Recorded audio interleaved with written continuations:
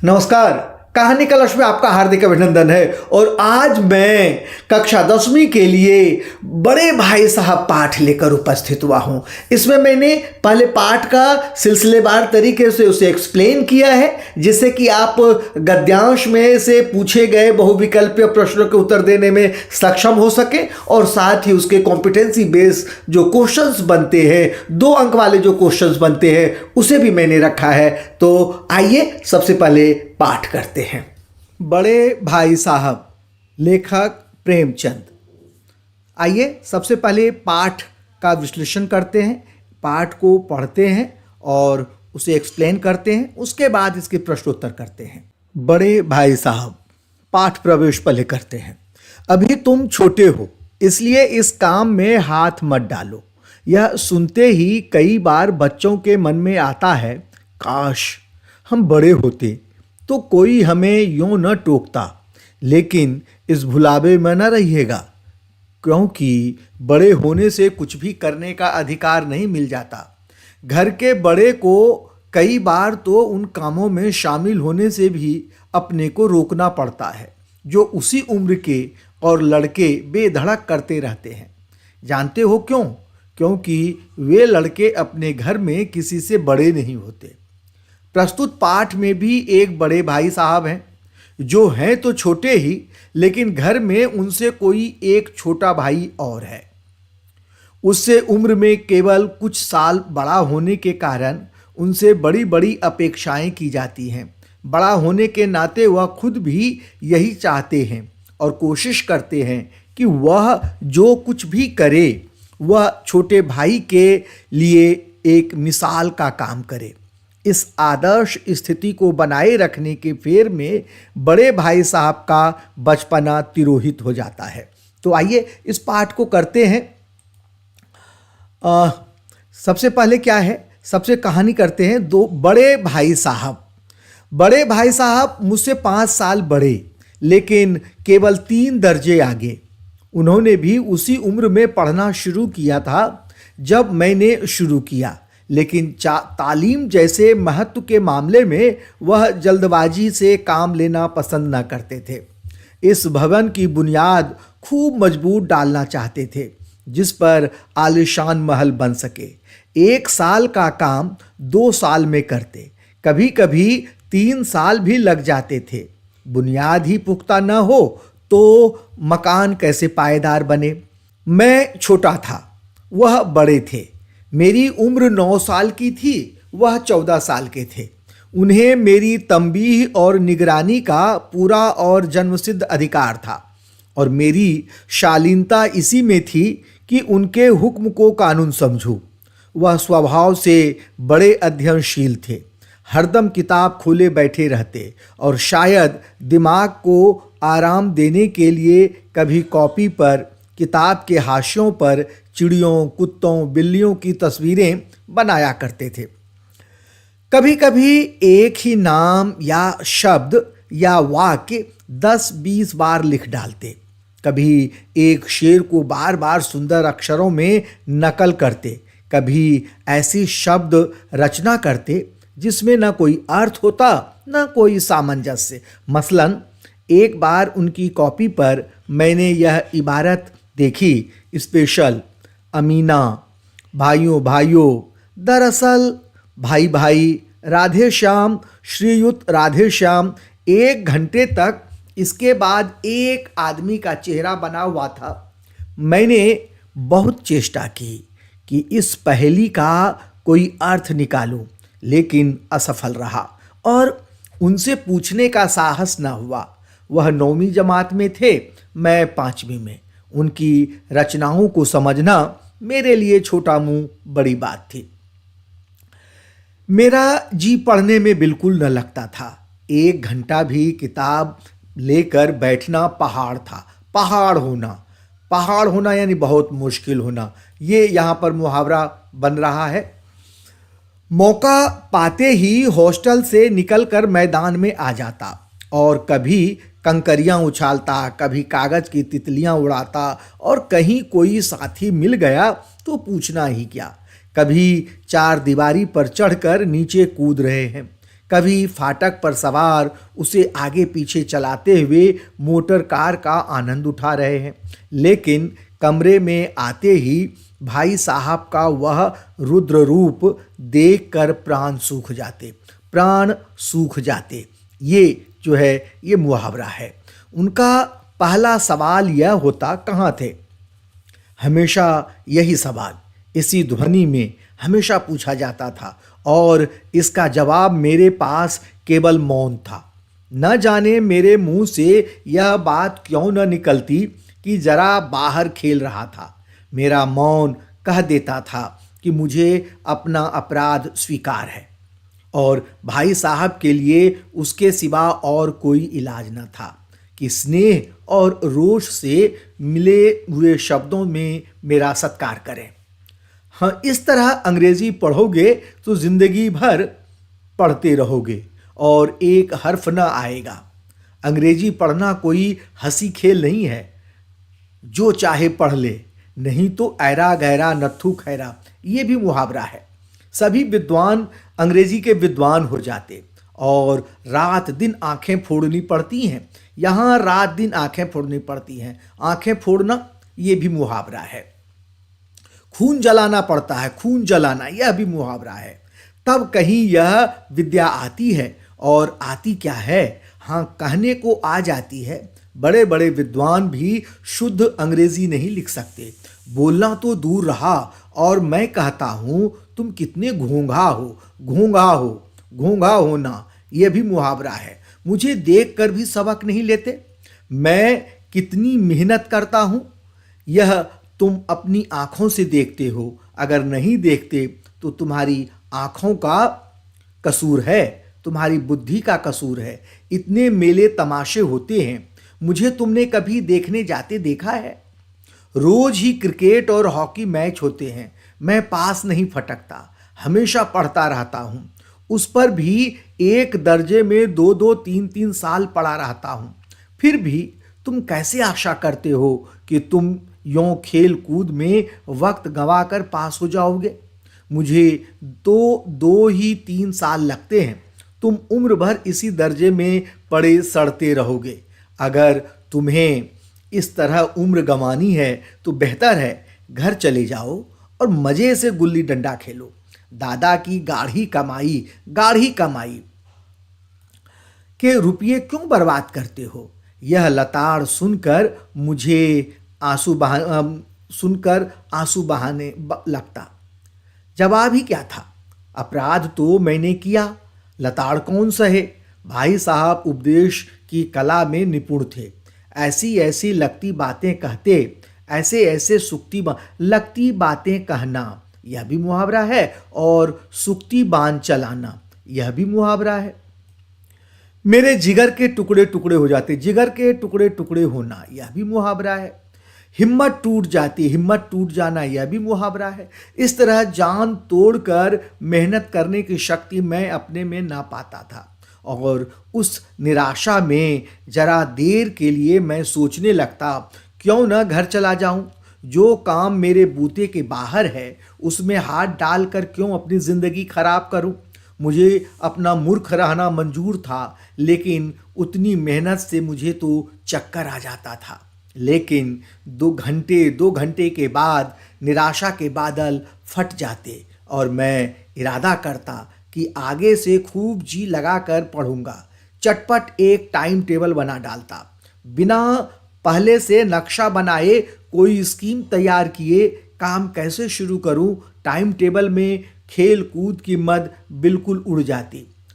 प्रातःकाल 6 बजे उठना, हाथ मुंह धोना, नाश्ता कर पढ़ने बैठ जाना। 6 से 8 तक अंग्रेजी, 8 से 9 तक हिसाब, 9 से 9:30 तक इतिहास, फिर भोजन और स्कूल। 3:30 बजे स्कूल से वापस होकर आधा घंटा आराम, 4 से 5 तक भूगोल, 5 से 6 तक ग्रामर, आधा घंटा हॉस्टल के सामने ही टहलना, 6:30 से 7 तक अंग्रेजी कंपोजिशन, फिर भोजन करके 8 से 9 तक अनुवाद, 9 से 10 तक हिंदी, 10 से 11 तक विविध विषय, फिर विश्राम। मगर टाइम टेबल बना लेना एक बात है, उस पर अमल करना दूसरी बात। लेखक बार बार टाइम टेबल बना लेता था लेकिन उस पर अमल नहीं हो पाता था। क्यों? क्योंकि उसमें जो उनका जो प्रिय जो खेलना था, खेलने कूदने का मद ही नहीं रहता था, उसमें टाइम ही नहीं निकालता था, जबकि वह यह व्यावहारिक टाइम टेबल नहीं होता था। तो एक ये प्रश्न हो सकता है कि लेखक क्यों नहीं टाइम टेबल पर अमल कर पाता था।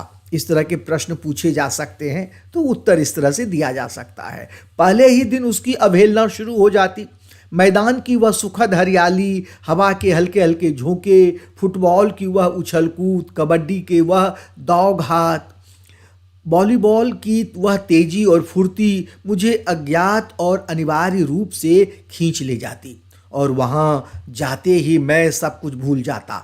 वह जानलेवा टाइम टेबल, वह आंख फोड़ पुस्तकें किसी की याद न रहती, और भाई साहब को नसीहत और फजीहत का अवसर मिल जाता। मैं उनके साये से भागता। साये से भागना यह भी मुहावरा है। उनकी आंखों से दूर रहने की चेष्टा करता। कमरे में इस तरह दबे पांव आना, उन्हें खबर न हो। उनकी नजर मेरी ओर उठी और मेरे प्राण निकलना। हमेशा सिर पर एक नंगी तलवार लटकती मालूम होती थी। नंगी तलवार सी लटकना। फिर भी जैसे मौत और विपत्ति के बीच भी आदमी मोह और माया के बंधन में जकड़ा रहता है, मैं फटकार और घुड़कियां खाकर भी खेल कूद का तिरस्कार न कर सकता था। देखिए क्या कह रहा है लेखक। लेखक कह रहा है कि जिस प्रकार मौत और विपत्ति के बीच भी आदमी मोह और माया के बंधन में जकड़ा रहता है। मनुष्य जानता है कि यह जीवन है और जीवन में मृत्यु निश्चित है, मृत्यु ही सत्य है, और विपत्ति मुसीबत भी आती है, जीवन में मुसीबतें आती हैं, तो यह मनुष्य जानता है, फिर भी माया मोह के बंधन में बंधा रहता है। ठीक उसी प्रकार लेखक जानता था कि वह खेलने कूदने में समय बर्बाद करता है, इसलिए भाई साहब उसे जरूर डांटेंगे, फटकारेंगे, घुड़कियां देंगे। इन सब की परवाह किए बगैर वो खेल कूद को छोड़ नहीं पाता था। लेखक खेल कूद में लगा रहता था। मैं फटकार और घुड़कियां खाकर भी खेल कूद का तिरस्कार नहीं कर सकता था। सालाना इम्तहान हुआ। भाई साहब फेल हो गए, मैं पास हो गया और दर्जे में प्रथम आया। मेरे और उनके बीच केवल 2 साल का अंतर रह गया। जी में आया कि भाई साहब को आड़े हाथों लूं। आड़े हाथों लेना यह भी मुहावरा है। आपकी वह घोर तपस्या कहाँ गई? मुझे देखिए, मजे से खेलता भी रहा और दर्जे में अव्वल भी हूं, लेकिन वह इतने दुखी और उदास थे कि मुझे उनसे दिली हमदर्दी हुई और उनके घाव पर नमक छिड़कने का विचार ही लज्जास्पद जान पड़ा। हाँ, अब मुझे अपने ऊपर कुछ अभिमान हुआ और आत्मसम्मान भी बढ़ा। भाई साहब का वह रौब मुझ पर न रहा। आज़ादी से खेल कूद में शरीक होने लगा। दिल मजबूत था। अगर उन्होंने फिर मेरी फजीहत की तो साफ कह दूंगा, आपने अपना खून जलाकर कौन सा तीर मार लिया। मैं तो खेलते कूदते दर्जे में अव्वल आ गया। जवान से यह हेकड़ी जताने का साहस न होने पर भी मेरे रंग ढंग से साफ जाहिर होता था कि भाई साहब का वह आतंक मुझ पर नहीं था। भाई साहब ने इसे भांप लिया। उनकी सहज बुद्धि तीव्र थी, और एक दिन जब मैं भोर का सारा समय गुल्ली डंडे की भेंट करके ठीक भोजन के समय लौटा, तो भाई साहब ने मानो तलवार खींच ली। तलवार खींच लेना ये भी है मुहावरा। और मुझ पर टूट पड़ना यह भी मुहावरा है। इस साल पास हो गए और दर्जे में अव्वल आ गए तो तुम्हें दिमाग हो गया है, दिमाग होना। मगर भाईजान, घमंड तो बड़े बड़े का नहीं रहा। तुम्हारी क्या हस्ती है। इतिहास में रावण का हाल तो पढ़ा ही होगा। उसके चरित्र से तुमने कौन सा उपदेश लिया, या यूं ही पढ़ गए? महज इम्तहान पास कर लेना कोई चीज नहीं। असल चीज है बुद्धि का विकास। जो कुछ पढ़ो उसका अभिप्राय समझो। रावण भूमंडल का स्वामी था। ऐसे राजाओं को चक्रवर्ती राजा कहते हैं। आजकल अंग्रेजों के राज्य का विस्तार बहुत बढ़ा हुआ है।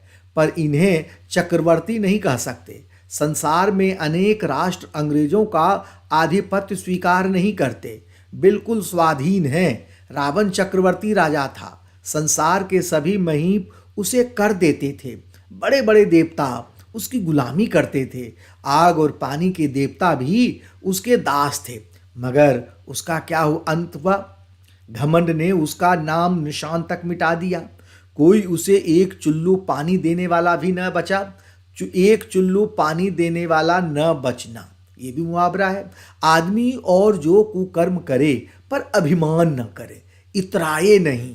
अभिमान किया और दीन दुनिया दोनों से गए, दीन दुनिया दोनों से जाना, ये भी मुहावरा है। शैतान का हाल भी पढ़ा ही होगा। उसे यह अभिमान हुआ था कि ईश्वर का उससे बढ़कर सच्चा भक्त कोई है ही नहीं। अंत में यह हुआ कि स्वर्ग से नरक में ढकेल दिया गया। शाह रूम ने भी एक बार अहंकार किया था, भीख मांग मांग कर मर गया। तुमने तो कभी केवल एक दर्जा पास किया है और अभी से तुम्हारा सिर फिर गया, सिर फिर जाना। तब तो तुम आगे बढ़ चुके। यह समझ लो कि तुम अपनी मेहनत से नहीं पास हुए। अंधे के हाथ बटेर लग गई। अंधे के हाथ बटेर लगना, यह भी मुहावरा है।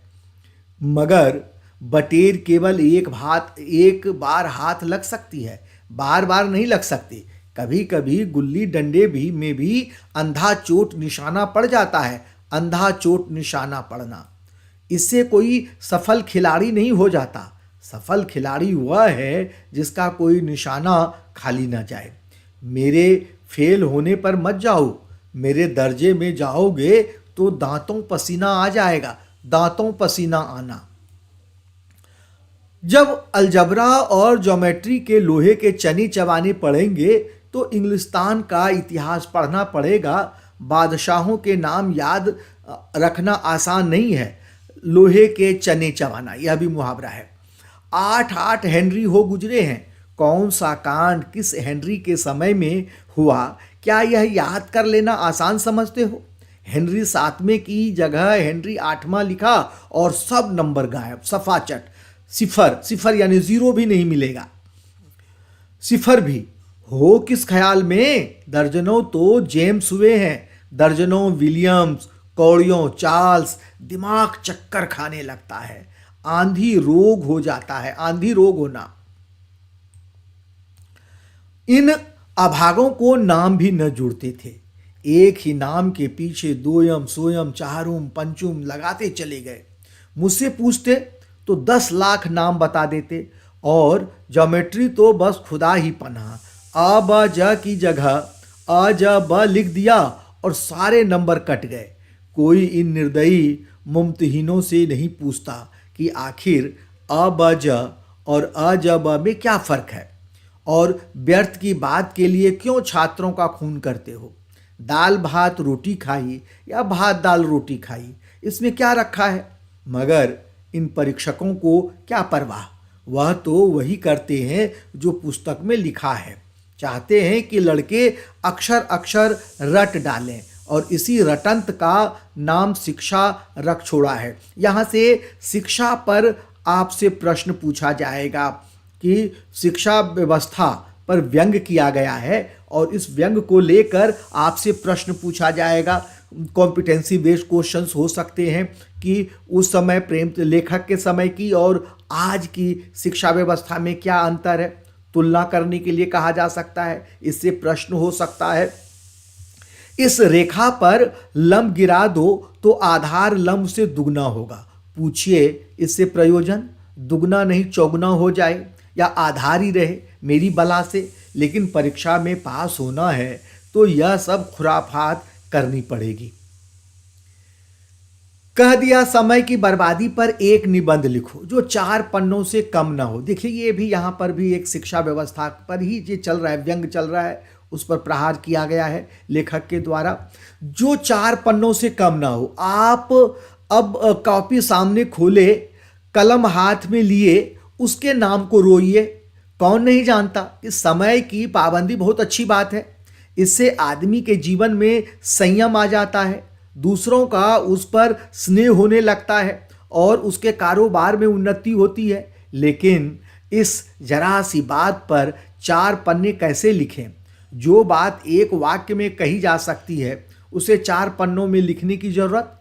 मैं तो इसे हिमाकत कहता हूँ। यह तो समय की किफ़ायत नहीं बल्कि उसका दुरुपयोग है। व्यर्थ में किसी बात को ठूस दिया जाए। हम चाहते हैं आदमी को जो कुछ कहना हो चटपट कह दे और अपनी राह ले, मगर नहीं, आपको 4 पन्ने रंगने पड़ेंगे, चाहे जैसे लिखिए, और पन्ने भी पूरे फुल स्केप आकार के।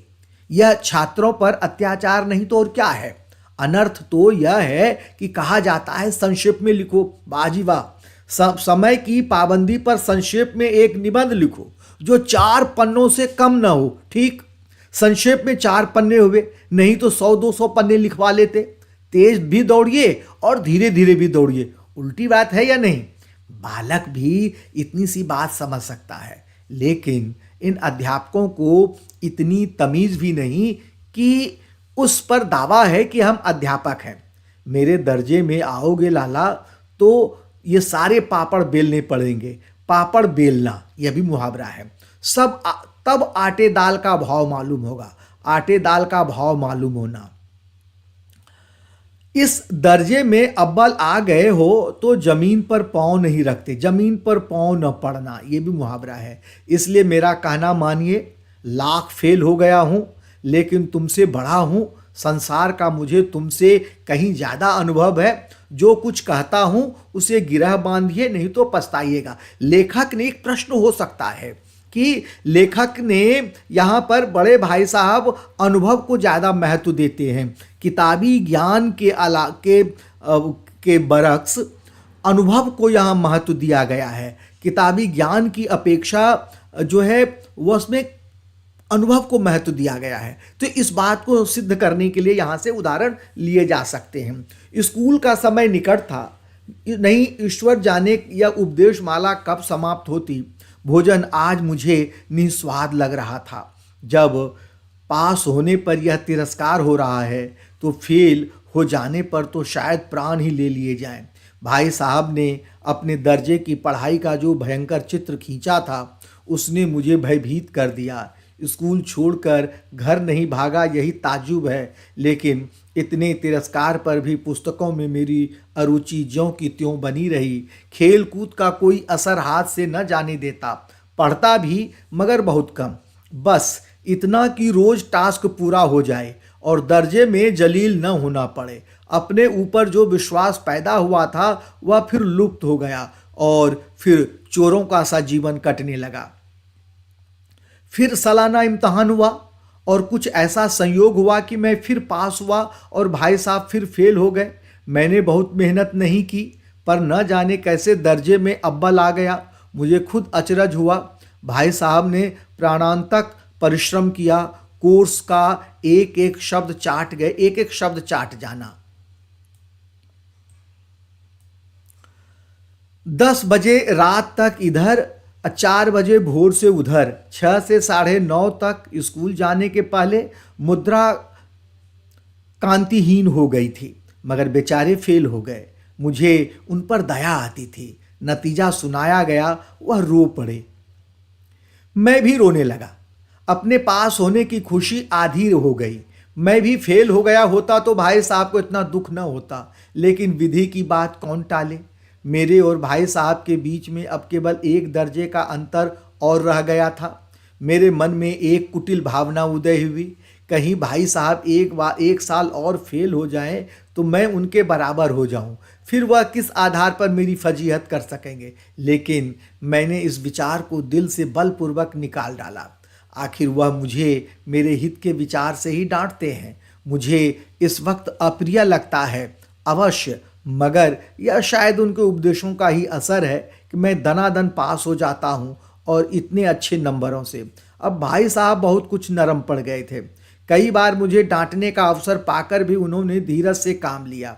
शायद अब वह खुद समझने लगे थे मुझे डांटने का अधिकार उन्हें नहीं रहा, या रहा भी तो बहुत कम। मेरी स्वच्छंदता भी बढ़ी। मैं उनकी सहिष्णुता का अनुचित लाभ उठाने लगा। मुझे कुछ ऐसी धारणा हुई कि मैं पास हो ही जाऊंगा, पढ़ूं या ना पढ़ूं, मेरी तकदीर बलवान है। इसलिए भाई साहब के डर से जो थोड़ा बहुत पढ़ लिया करता था वह भी बंद हुआ। मुझे कनकौवे उड़ाने का नया शौक पैदा हो गया था और अब सारा समय पतंगबाजी की भेंट होता था।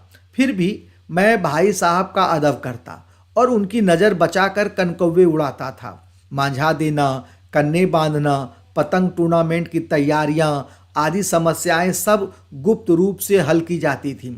मैं भाई साहब को यह संदेह न करने देना चाहता था। उनका सम्मान और लिहाज मेरी नज़रों में कम हो गया है। एक दिन संध्या समय हॉस्टल से दूर मैं एक कनकौवा लूटने बेतहाशा दौड़ा जा रहा था। आंखें आसमान की ओर थीं और मन उस आकाशगामी पथिक की ओर जो मंद गति से झूमता पतन की ओर चला आ रहा था। मानो कोई आत्मा स्वर्ग से निकलकर विरक्त मन से नए संस्कार ग्रहण करने जा रही हो। बालकों की पूरी सेना लग्गे और झाड़दार बांस लिए इनका स्वागत करने को दौड़ी आ रही थी। किसी को अपने आगे पीछे की खबर नहीं थी। सभी मानो उस पतंग के साथ ही आकाश में उड़ रहे थे जहां सब कुछ समतल है, न मोटर कारें हैं, न ट्राम, न गाड़ियां। सहसा भाई साहब से मेरी मुठभेड़ हो गई। शायद बाजार से लौट रहे थे। उन्होंने वहीं हाथ पकड़ लिया और उग्र भाव से बोले, यानी गुस्से में बोले, इन बाजारी लौंडों के साथ धेले के कनकौवे के लिए दौड़ते तुम्हें शर्म नहीं आती? तुम्हें इसका भी लिहाज नहीं कि अब नीची जमात में नहीं हो बल्कि 8वीं जमात में आ गए हो, यानी 8वीं क्लास में आ गए हो और मुझसे केवल एक दर्जा नीचे हो। आखिर आदमी को कुछ तो अपनी पोजीशन का ख्याल रखना चाहिए। एक जमाना था कि लोग 8वां दर्जा पास करके नायाब तहसीलदार हो जाते थे। मैं कितने ही मिडलचियों को जानता हूं जो आज अव्वल दर्जे के डिप्टी मजिस्ट्रेट या सुपरिटेंडेंट हैं। कितने ही 8वीं जमात वाले हमारे लीडर और समाचार पत्रों के संपादक हैं।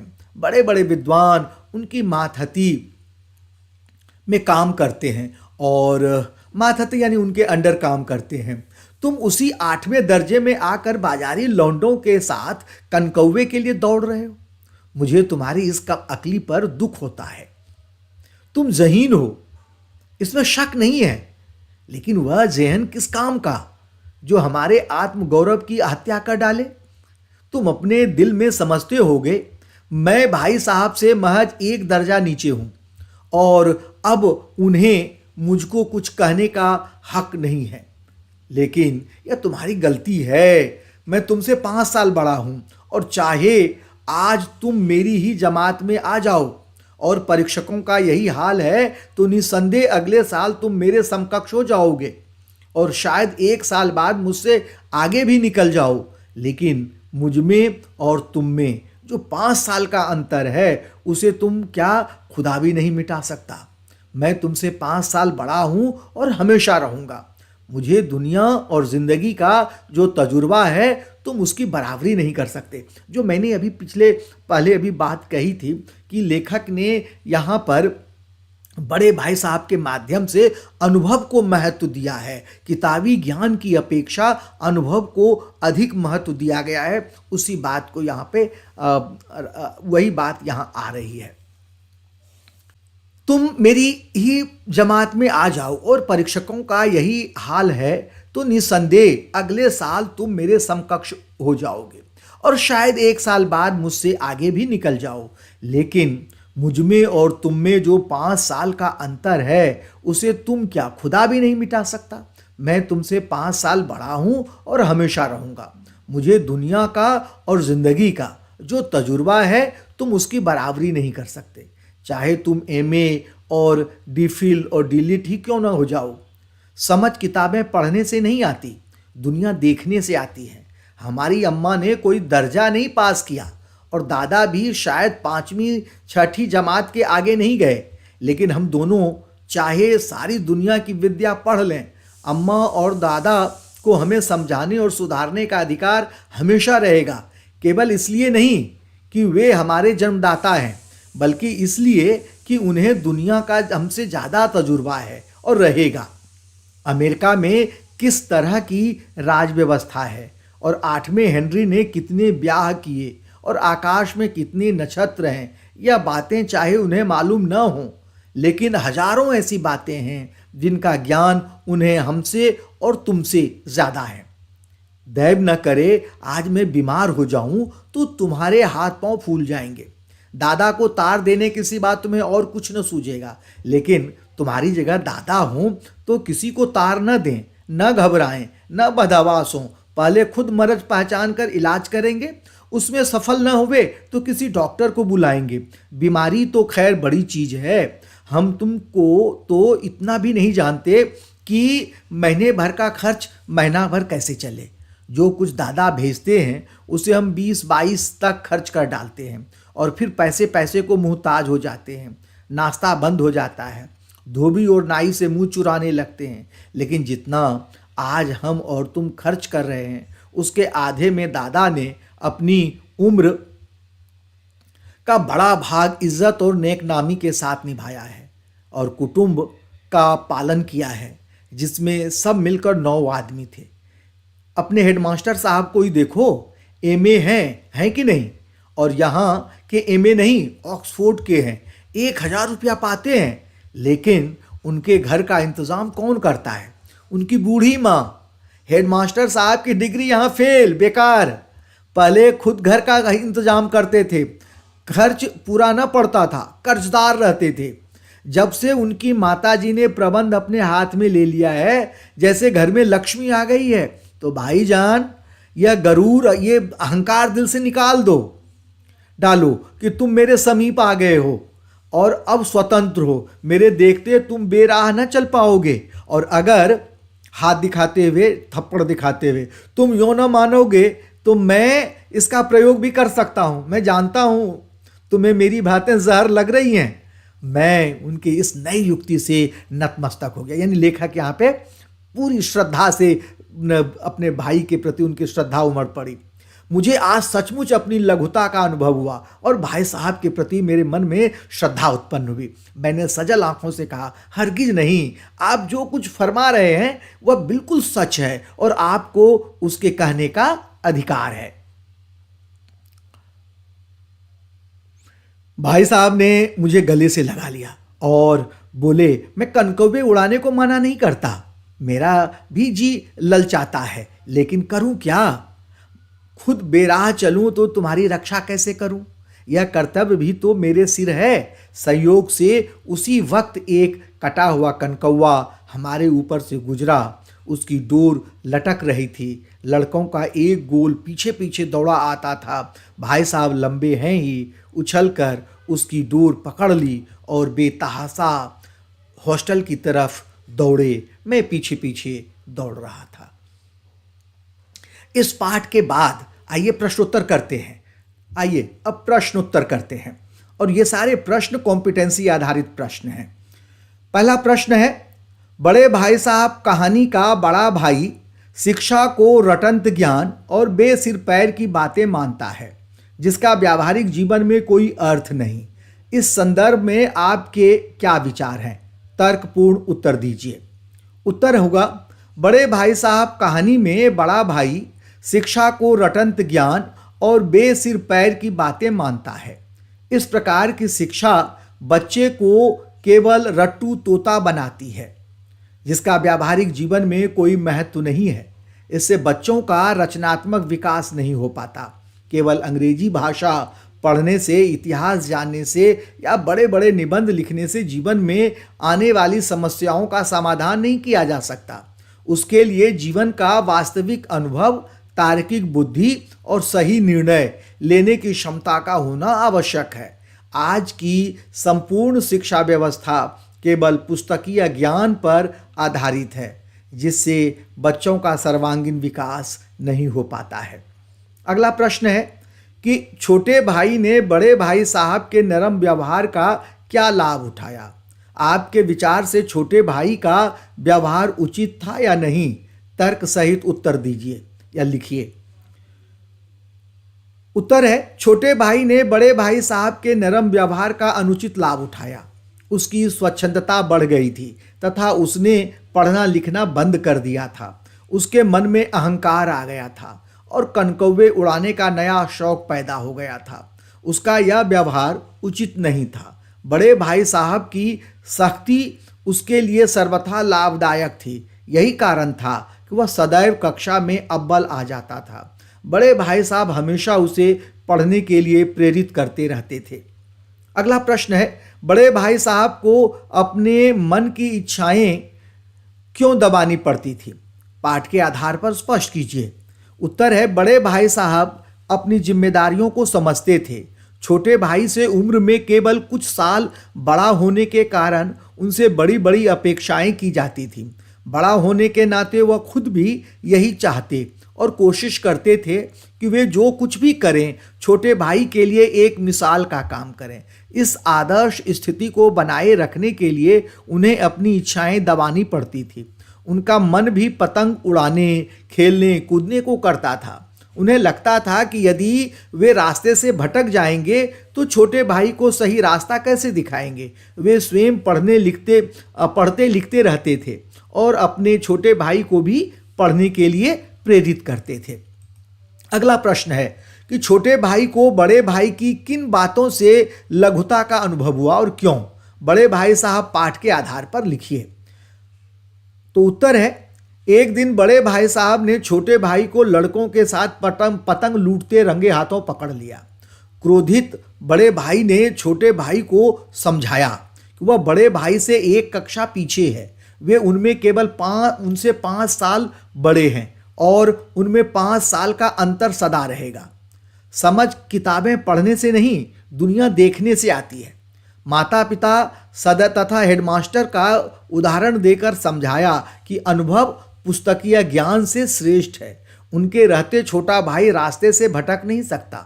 उन्होंने थप्पड़ दिखाकर चेतावनी दी, यदि वह नहीं माना तो वे इसका प्रयोग भी कर सकते हैं। यह सुनकर छोटे भाई को अपनी लघुता का अनुभव हुआ। उनके मन में बड़े भाई साहब की अनुभवी बातों के लिए श्रद्धा का भाव उत्पन्न हुआ। अगला प्रश्न क्या है? अगला प्रश्न है कि बड़े भाई साहब कहानी के आधार पर लेखक ने समूची शिक्षा प्रणाली के किन पहलुओं पर व्यंग किया है? आपके विचार से इसका क्या समाधान हो सकता है? तर्कपूर्ण उत्तर लिखिए। तत्कालीन शिक्षा ज्ञान केंद्रित न होकर पुस्तकों को रटने पर जोर देती थी। इससे बच्चों की रचनात्मकता का सही विकास नहीं हो पाता था।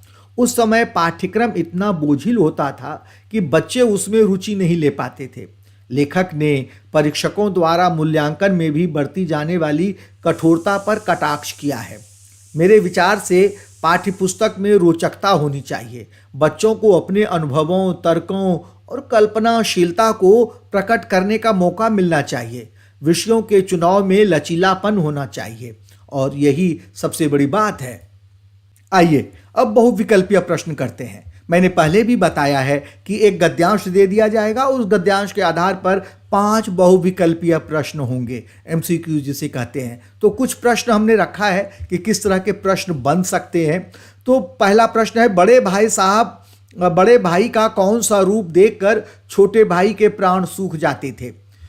क रौद्र रूप, ख ओजस्वी रूप, ग आलस से भरा रूप, घ वात्सल्य रूप। तो उत्तर है रौद्र रूप। दूसरा प्रश्न है, छोटा भाई बड़े भाई साहब से छिपकर पतंगबाजी क्यों करता था? क छोटे भाई के मन में बड़े भाई के लिए आदर था। छोटे भाई को पतंगबाजी का नया शौक था। छोटे भाई को लगा कि शायद बड़े भाई साहब को पसंद न आए। और घ पढ़े लिखे समझदार लोग पतंगबाजी नहीं करते थे। तो उत्तर है कि छोटे भाई के मन में बड़े भाई के लिए आदर भाव था। अगला प्रश्न है, बड़े भाई साहब ने लेखक को किसका डर दिखाया? तो क पिताजी से शिकायत का, अंग्रेजी भाषा के कठिन होने का, दंड विधान का, विद्यालय में भर्ती कराने का।